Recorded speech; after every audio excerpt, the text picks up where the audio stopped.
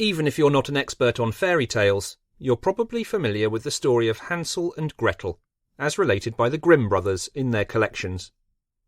At the behest of his wife, stepmother to his 2 children, a father sends his son and daughter, Hansel and Gretel, out into the forest because they cannot afford to be kept at home.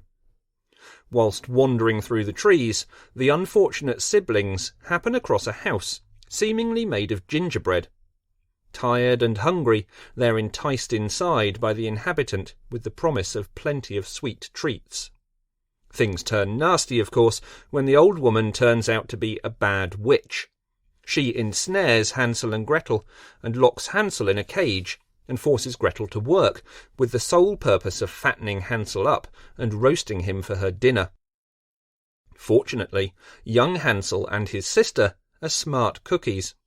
They outwit the evil witch and dispatch her in her own oven, before escaping with all of the spoils of the cottage. Returning home, they discover that the wicked stepmother has died, and they are able to live happily ever after with their somewhat guilty father. Every story, of course, is not what it first appears to be. Katharina Schraderin was born in 1618 in the Harz Mountains in Germany. Later in life she became famous as a baker and created a recipe for gingerbread, which was so good that it sold throughout the markets and fairs of southern Germany. This attracted the attention of the town baker of Nuremberg, who tried in vain to court the girl, first on his own turf, before eventually following her back to her birthplace. He hounded Katharina for so long that she eventually left all of her belongings, save her baking tools, and left town. She resettled in a cottage in the Spessart forest, not far from Frankfurt, and set up a new baking industry there, using 4 stone ovens to bake her gingerbread. Once again, she found success and became quite famous. In the 1960s, amateur archaeologist Georg Osseg uncovered the remains of Katharina's cottage, including the 4 stone ovens. But he also uncovered a lot more than that. Osseg was able to trace court papers which showed that Hans Metzler, the baker from Nuremberg who courted Katharina Schraderin, had denounced her as a witch. The woman had always protested her innocence, despite repeated torture by the investigators, who tried in vain to extract a confession. Osseg further went on to prove that 37-year-old Hans Metzler took his sister, Greta, 3 years his junior, into the forest where they broke into Schraderin's cottage, murdering the woman and burning the body in one of her own ovens before making off with the gingerbread recipe. Recent exhibitions in Ulm Museum, Germany, and the University of Marburg displayed both the rediscovered court documents and photographs of the dig site, as well as some recovered artefacts, including a charred wooden rolling pin. These events appear to be so similar to the basic elements of the Grimm's collected version of Hansel and Gretel that they must have inspired the morality tale which became a fairy tale favourite. There's only one flaw in the whole analysis. Amateur archaeologist Georg Osseg never existed, and neither did Katharina Schraderin. I'm Mark Norman, folklore researcher and author. Welcome to the Folklore Podcast.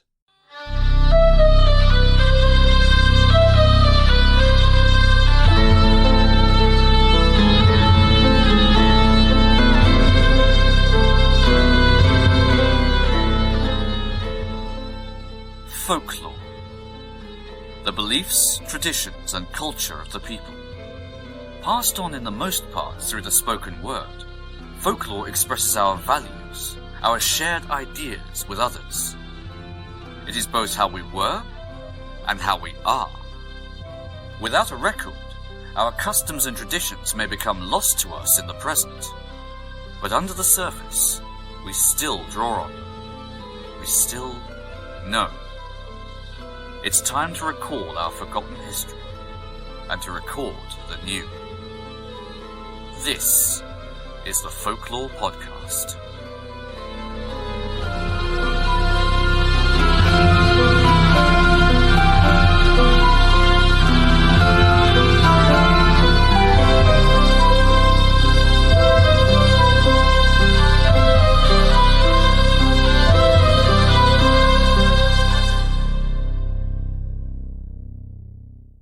In the very first episode of the Folklore Podcast, we examined the creation of the Slender Man myth and spoke about how a fictitious creation could be tracked entering the folklore record as the boundaries become blurred between story and belief.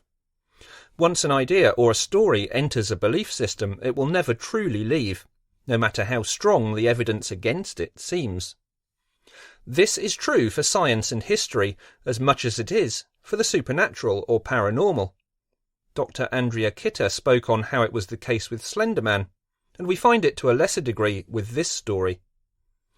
I tell you this because the bones of the story surrounding the archaeologist Georg Oseg, which I gave in the introduction to this episode, I cited not from the book about which I will talk shortly, but from a website, which I won't name, but which tells the story of Hans Metzler and Katharina Schraderin as true.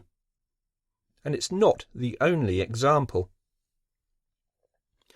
Let's try and put some flesh on the bones of this story and see where it leads. The details of the researches and excavations undertaken by the non-person, Georg Oseg, were detailed in a book called, in English, The Truth About Hansel and Gretel. It was published in 1963, and the author was German caricaturist Hans Traxler. Traxler was born in Czechoslovakia in 1929 and moved first to Bayern in Germany in 1945 and then to Frankfurt in 1951. It was here that he began to undertake his studies of art. A large part of his career was taken up with satire in one form or another, this being one way in which the truth about Hansel and Gretel has been described. In 1962, Traxler was one of the co-founders of Pardon, a satirical newspaper which was published in its original form in what was then West Germany until 1982. It was later relaunched for a while and is now in its third generation, enjoying a readership of 1.5 million and a circulation of somewhere around 320,000 copies. After conflicts with the publisher of Pardon, a number of former contributors and editors, including Traxler, broke away and created the satirical magazine Titanic in 1979. Traxler's book, The Truth About Hansel and Gretel, contained many clues as to the fact that it was not authentic, but was otherwise presented as a totally genuine piece of non-fiction writing.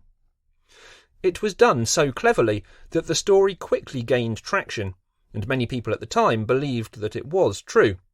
Even today there are people who think the same, as I intimated in the introduction. Let's examine the evidence as presented by Traxler through the medium of his amateur archaeologist Georg Oseg, and see how so many may have been taken in by the book. In doing so, I am indebted to Claudia Schwaber of Utah State University, who gave me permission to draw upon her own writing and research. Be careful to remember the veracity of the story as we go through it. Oseg was born in Prague in 1919. Since a child, he always suspected that there was more to Grimm's fairy tales than met the eye, and took the stories as having their roots in truth rather than being fictitious. At the age of 11, for example, he undertook experiments to prove that if sweet porridge was cooked for a long time, it would multiply in size such that eventually it would be capable of filling a whole street. Of course, his experiment did not succeed, but rather than deter Oseg, it just caused him to reformulate his possible explanations. He concluded that there was a different explanation for the phenomena as presented by the Grimms. Hungry people often suffer from hallucinations.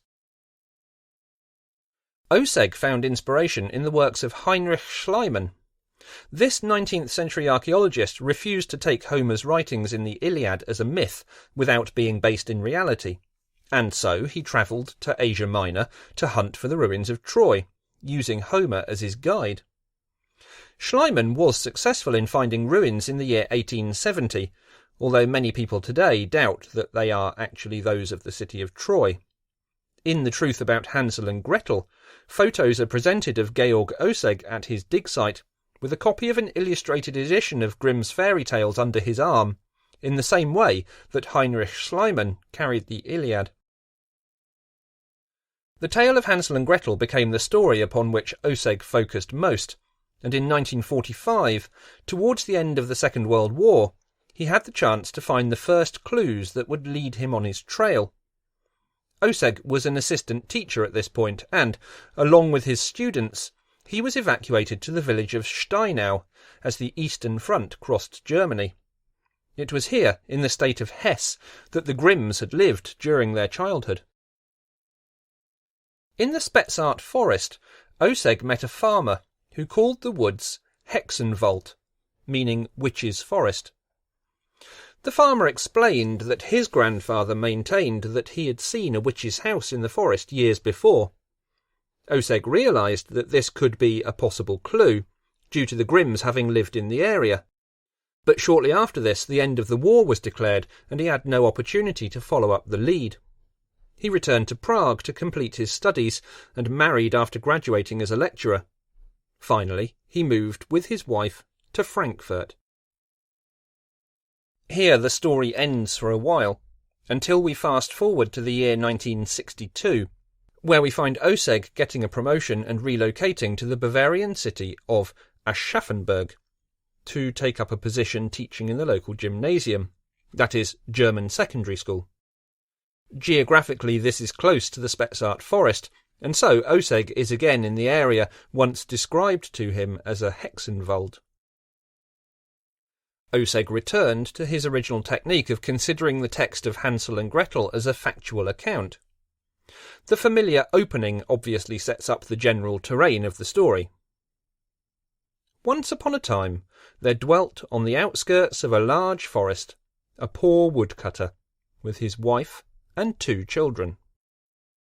The very next part of the story gave an indication to Ossegg of what he thought might be a very veiled hint to the geography of the original location. "Oh, father," said Hansel, "I am looking at my little white cat, which is sitting up on the roof and wants to say good-bye to me." The wife said, "Fool, that is not your little cat. That is the morning sun, which is shining on the chimneys." The inference which Ossegg drew from this phrase was that the chimney must have been backlit in order to create such an effect, and therefore the woodcutter's house must have been to the east of the trees, with the path running west into the forest. Examining the geography of the forest, he further calculated that the house must have been on a hill. Ossegg's diary records a remarkable discovery which he made on May 10th, 1962, whilst walking in the forest. The path, he realised, was leading to a spot which looked very familiar. Ossegg consulted the 1818 edition of the Grimm's Children's and Household Tales, and there was the very location. The trees in the forest were taller, but it was undoubtedly the same place. The following day, Ossegg returned to the spot and struck out to the east, looking for evidence of the woodcutter's house. After some distance, however, the path led him to the edge of the autobahn, which had been recently constructed. Ossegg carried out further research and discovered that a payment of compensation of 18,760 Deutschmarks had been made in 1954 to a Georg Scheidtauer, who had owned a half-timbered house which was demolished to allow the autobahn to pass by. Ossegg had to change tack, and so he instead decided to search for the place where the story said that the children had been left. He again went back to the original text, which said, "We will lead the children out into the forest where it is thickest. There we will make a fire for them." This appears to be nonsense, as any woodcutter who knew his business would certainly not light a fire in the thickest part of the forest. He would be sure to see his trade go up in smoke if he did. Ossegg concluded that this was the sort of flawed logic which a professor such as Wilhelm Grimm might have written in retelling the story, and so he therefore decided to look instead for a clearing. He continued with the next element of the story, as though it were true once again. The story tells that pebbles were used to leave a breadcrumb trail that could be followed, and so Ossegg employed the services of an 8-year-old boy, who he approximated would be about the age of Hansel. He filled the boy's pockets with pebbles of the appropriate size. They're described by the Grimms as being the size of batson, which is a type of coin. Starting where the house had once stood, the boy proceeded in the correct direction. He dropped a pebble every time he could only just see the previous one that he'd put down. Once the pebbles ran out, Oseg reasoned that they should have reached a clearing. However, they had not. Something was not right. Oseg ran the experiment again, but this time he carried and dropped the pebbles himself. Sure enough, the last pebble was dropped as he reached a meadow. What did this mean? The length of stride and height of Oseg over that of the boy meant that there was a wider gap between each pebble, and therefore the trail extended further than the first time. The inference from this was that, assuming he was on the right lines, and he had faith that he was, then the original Hansel and Gretel from whom the story came could not have been young children. They must have been adults. It was unlikely that any evidence would be found in the middle of the clearing, where the fire would have been, as too many other people would have been there since the original events. Oseg instead concentrated his search on the edges of the clearing where the trees met the meadow. After 2 days of searching, he found residue of a hemp string grown high up into the trunk of an oak tree. Below the string was evidence of a semicircular mark, rich in resin and obviously caused by repeated mechanical action. Going back to the original text, we find the following description. Since they heard the blows of the axe, they believed their father was close by. But it wasn't the axe, but a branch he had tied to a tree, which was moving by the wind. Oseg had the tree felled. A count of the rings used to roughly age trees gave a result of 355. Taking the age of the tree when the woodcutter tied the branch to it to be around 45 years, this gave a window for the original Hansel and Gretel to have lived of approximately the time of the 30 Years' War, from 1618 to 1648. Using the further clue in the text for location that there was a great stretch of water between the woodcutter's house and the witch's cottage from which Gretel obtained crab shells for food, Oseg calculated that the river Ashaf, which flowed through the Spessart forest, was the point of reference. Allowing for the fact that the children were said to have walked little more than 2 hours to reach home, a search area was able to be narrowed down to a few square kilometres. This he divided into a grid pattern through which he systematically hunted, using as a guide the idea that the witch who lived there would have needed to draw water from somewhere. After 2 months, on July the 10th, 1962, he found the remains of the witch's house. As well as the foundations of the dwelling, set 2.2 metres under the hill, which as before had striking resemblances to the original copper plate illustrations in the Grimm book, Oseg also discovered the foundations of 4 baking ovens. Using the footprint of the foundations, Oseg reconstructed a model of the witch's house, which proved to be a one-room dwelling of timber and loam, which would have been common construction methods in the Upper Hessian area. Moving then on to the ovens, a startling discovery was made on July the 15th, when a female adult skeleton was uncovered in the bottom of oven number 3.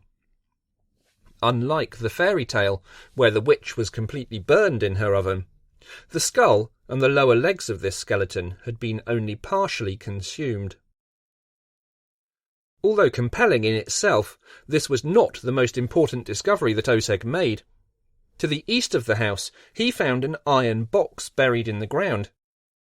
Opening the lid revealed the contents to be a number of blackened pieces of what proved to be gingerbread, along with baking tools and a handwritten recipe. Oseg also found the remains of door hinges, one of which showed signs of being broken by force, suggesting that someone had broken the door down. Georg Oseg surmised that 2 adults had come to the house, forced their way in, and murdered the woman. But he did not know why.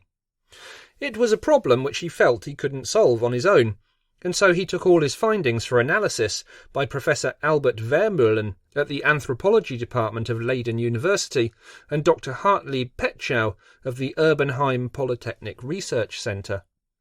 The report on the human remains was interesting. It concluded that the woman was already dead when she was put into the oven, which had been wholly ineffective at destroying the remains, having been constructed for baking rather than higher temperature fire. Also, the analysis found that the woman had most likely been no older than 35, standing at a height of 5'5", and with no obvious disfigurements. Not a good fit for the stereotypical witch of fairy tales. The similarly common idea of a witch living in isolation in a remote spot also seems to have been an unlikely premise if the stories were based in reality. Historical witches or healers lived in village communities, and when accusations were brought against them, this is where they were caught and interrogated. It made no sense to suggest that any woman, or man for that matter, would choose to live in such a remote place. The woman in the Spessart forest could only have gone there with intention because she had something to hide. The fact that the woman was killed before being put into the oven, we would assume by being strangled or at least after a fight, led Oseg to conclude that Gretel could not have killed her, as in the original tale. She must have been working with Hansel, which meant that he could not have been secured in a cage. The evidence was all pointing to a premeditated event by two adults, and the most obvious reason for doing so was appearing to be the gingerbread recipe. Oseg travelled to the research centre in Erbenheim and began baking gingerbread based on the discovered recipe. It proved to be consistent with the 300-year-old techniques of a Nürnberger Lebkuchen, that is, a speciality item from the bakeries in the Nuremberg area, which can still be found to this day. The key ingredient to the flavour turned out to be salts of hartshorn. Gradually, the story of the woman baking in the forest and being hunted and killed in an unsuccessful attempt to retrieve her recipe, which was hidden in the walls of the cottage, came together, as told in the introduction earlier. The final link was made when the original German text of the witch's first dialogue in the Grimm telling showed that the woman must have come from an area of Harz in the state of Saxony-Anhalt. Searching the archives here led to the discovery of a bound volume of parchments from 1597, describing the interrogation of Katharina Schraderin, known as Die Bäckerhexe, or the Baker Witch, in the city of Gelnhausen on July the 15th, 1647. Such was the evidence of Georg Oseg's investigations, as laid out by Hans Traxler in his book. Claudia Schwaber summarises the suggested turn of events from the Spessart forest in this way from Traxler's original work. Katharina is born in 1618 as the seventh child of a charcoal burner in Wernigerode. She invents the gingerbread in the Abbey of Quedlinburg, where she works in the kitchen until 1638. Hans Metzler, a baker by trade, tries to marry her to get a recipe. Because his advances become too intrusive, Katharina decided to leave the city. Hans then denounces her as a witch, and she is interrogated by the Inquisition and found innocent, as told by the Wernigerode manuscript. That failing, Metzler goes to Katharina's house in the woods, accompanied by his sister Greta, as a false witness, and kills Katharina Schraderin. He does not find the recipe, so the murder was unnecessary. All he can find is some Lebkuchen. He takes some with him and tries to bake his own. Although Metzler is later tried for murder, the judges somehow believe his version of the man-eating witch, and he's found innocent. He goes to Nuremberg, where he sells the gingerbread as the famous Nürnberger Lebkuchen. In the end, Hans dies as a wealthy citizen. Some facts point to the hypothesis that the Grimm brothers knew the truth, but concealed it for ethical reasons. Hans Traxler, in constructing this narrative, certainly produced a story of merit, arguably more involved and of more interest than the original fairy tale. So clever was its construction that it took in many people, some of whom failed to see the humorous side. What was put together as a scientific satire was taken as a scientific documentary. If you've listened to the episode of the podcast looking at mermaid folklore, this should be a familiar idea from the television mockumentaries that I discussed. One attorney at the time of publication, Joseph Sieber, sued Traxler for fraud after being misled by the book. Whole school classes made trips to the Spetsart forest to look for the dig site, one travelling from as far away as Denmark. Many years after publication, Traxler still had weekly communications from people wanting to know the truth behind the book. The Cultural Office of Recklinghausen even invited Georg Oseg to a lecture. By choosing to work with a fairy tale in order to create a fictitious backstory, Hans Traxler was playing on a genre with an already extremely strong narrative trait. And this is why the satire works so well. Many fairy tales are watered-down versions of historical events which are too uncomfortable to hear when told in their true form, but they're used to teach lessons. Why should this have been seen as being any different from the others? There are often alternative tellings of fables, of course. During the famine years of 1315 to 1317, which swept across Europe, disease and death increased greatly, but so did cannibalism and infanticide. Desperate parents abandoned their children because they were left with no choice. It was an ugly time. The story of Hansel and Gretel could equally have developed from roots in these events. The publication of Traxler's book led to the creation of a new scholarly term, at least in his own pages, where he referred to fairy tale archaeology. In the real world, Vanessa Jewson calls the book a fictive non-fiction text, essentially the written version of a TV mockumentary. In this term, she implies that the work presents itself as a non-fiction text, but at the same time sets out to deliberately mislead the reader. There were clues in the text to demonstrate this. Among these, for example, we might use the fact that the investigation carries a reference to the tailor of Ulm. He was Albrecht Ludwig Böblinger, the child of a poor family who wanted to be a watchmaker, but was sent to an orphanage aged 13 when his father died, where he was forced to become a tailor.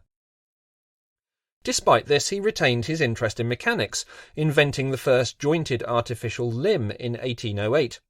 He was best known for inventing a hang-glider-type flying machine, the failed demonstration of which led to him being pitched into the Danube River.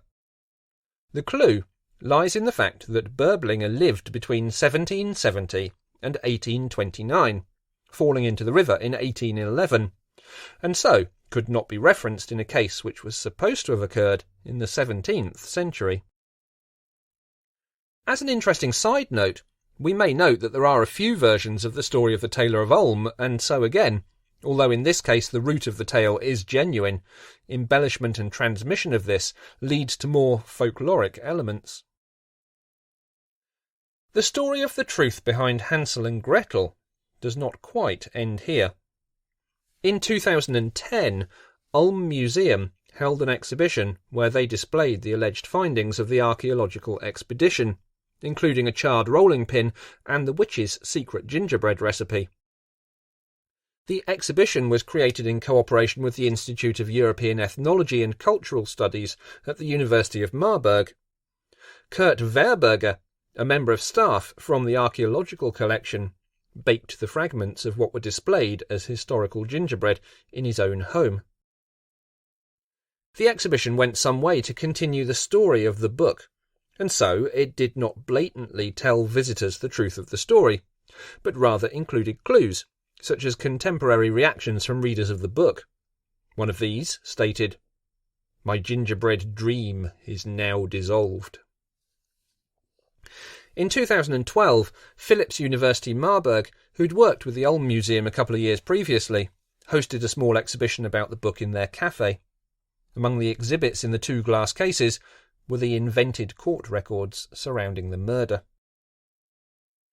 These exhibitions, and indeed Traxler's book itself, are essentially about lies and truths, and the transformations involved from one to the other.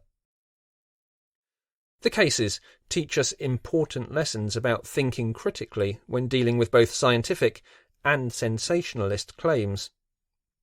But It also provides an interesting case study for folklorists of how lines become blurred and how stories can, and do, enter into belief systems, such as was the case with the Slenderman invention.